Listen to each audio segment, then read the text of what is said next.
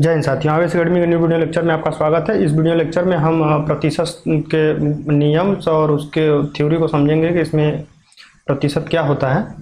और इसके पहले हमने दो टॉपिक हम कंप्लीट कर चुके हैं। एक तो एलसीएम वाला पार्ट था और बाकी एक नंबर सिस्टम का था।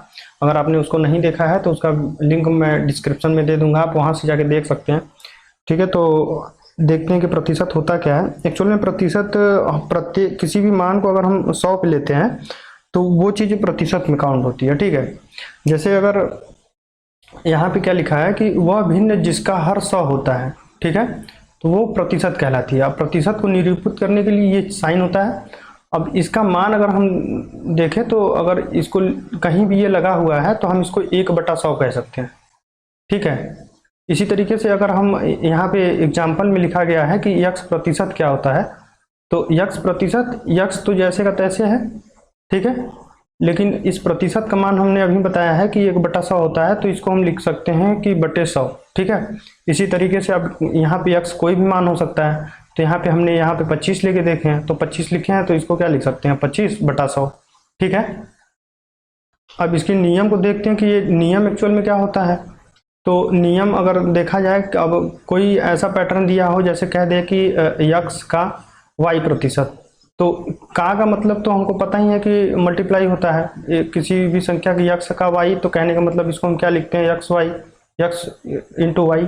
ठीक है, यहाँ पे परसेंटेज लगा हुआ है, तो परसेंटेज का मान हमने बताया है कि 1/100 होता है, तो इस यहाँ पे गुणे 1/100 कर सकते हैं। ठीक है, तो अब ये टोटल अगर इसको लिखना है तो इसको हम ऐसे भी लिख सकते हैं कि यक्स वाई बटा के 100, तो यही चीज़ इसको ये लिखा हुआ है। अब कोई भिन्न दिया हुआ है, अब ये तो पहला नियम था।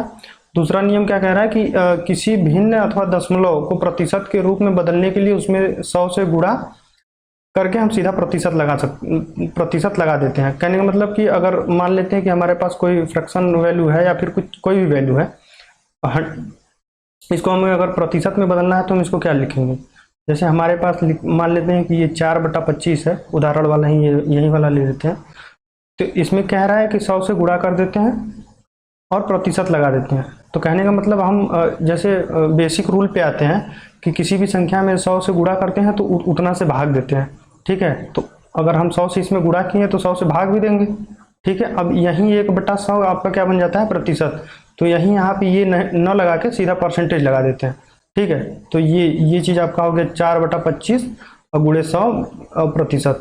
तो यही चीज़ अगर सॉल्व करेंगे तो कितना आएगा, 16%। ठीक है, प्रतिशत के तीसरे नियम को देखते हैं। अब इसमें क्या कह रहा है कि अगर कोई भिन्न मतलब दिया हुआ है, जैसे कि प्रतिशत को दशमलव, भिन्न या फिर भिन्न से भिन्न में परिवर्तन करने के लिए उसमें हम 100 से भाग दे देते हैं। जैसे कि हमारे पास कोई नंबर दिया है, जैसे यहाँ पे उदाहरण में क्या दिया है, 36%। अब इसको हमको क्या प्रतिशत से इसको भिन्न अथवा दशमलव में बदलना है, तो अब इसी का बस मान रख देना है हमको। अभी हमने बताया था कि इसका मान कितना होता है, 1/100। ठीक है, तो बटे 100 कर देंगे, तो यहीं से 100 से डिवाइड कर देंगे, तो जो मान, या तो इसको यहाँ पे कैंसिल कट किया हमने, तो ये 9/25 बचा है यहाँ पे, या फिर इसको अगर 100 से भाग दे देते तो हमको क्या मिलता है, 0.36 मिलता। ठीक है, अब यहाँ पे चौथा नियम क्या कह रहा है कि चौथे नियम में कह रहा है कि किसी संख्या के मान में हुई कमी अथवा वृद्धि कैसे निकालते हैं। तो इसमें ये फार्मूला होता है कि मान में कमी या वृद्धि बटा संख्या का प्रारंभिक मान जिसपे हम निकाल रहे हैं, गुणे 100 और प्रतिशत होगा। ठीक है, तो इस पे आधारित क्वेश्चंस को हम अगले वीडियो लेक्चर में लाएंगे। आज की वीडियो में बस इतना ही। वीडियो को अंत तक देखने के लिए धन्यवाद।